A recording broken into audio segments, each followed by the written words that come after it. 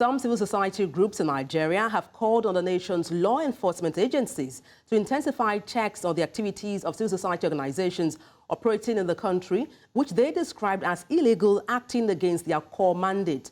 They made the call during a National Stakeholders Summit on the misconduct of civil society organizations, where they accused several in the civil society space of compromising their role of providing policy recommendations and holding the government accountable. Idang Joseph reports. Civil society organizations play critical roles in developing and shaping policies, monitoring and oversighting efforts aimed at delivering good governance to citizens, as well as carrying out activities that promote peace and development.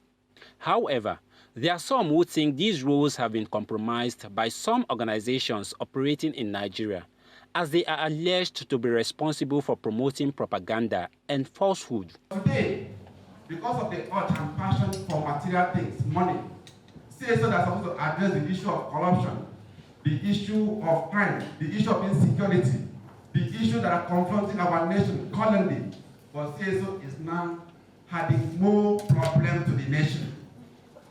Therefore, making people know us in a wrong image. It became obvious that we must find a solution. President Buhari, at the onset of his administration, said, if we don't kill corruption, corruption will kill us.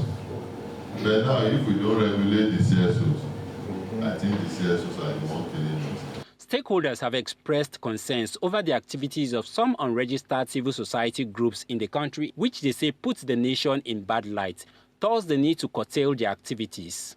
So this program is to make sure that we call on all security agencies, the National Security Advisor, the ICPC, the anti-graft agencies, the security agencies, to have everything on how to address this issue, not just to the barest minimum, but drastically.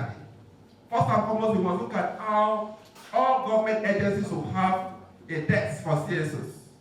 As we spoke forward, more regulations will be brought in to ensure that we regulate activities of those unregistered who are only there to blackmail.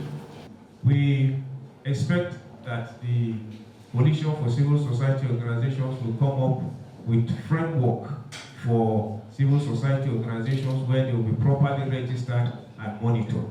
We also ask that the legislative framework be given for stringent punishment for those that are engaged in this. While the role of civil society organizations is expected to promote good governance, accountability and protection of citizens' rights, stakeholders say there is a need to scrutinize their activities to ensure they keep to the tenets of their mandates. Idang Joseph, reporting for News Central.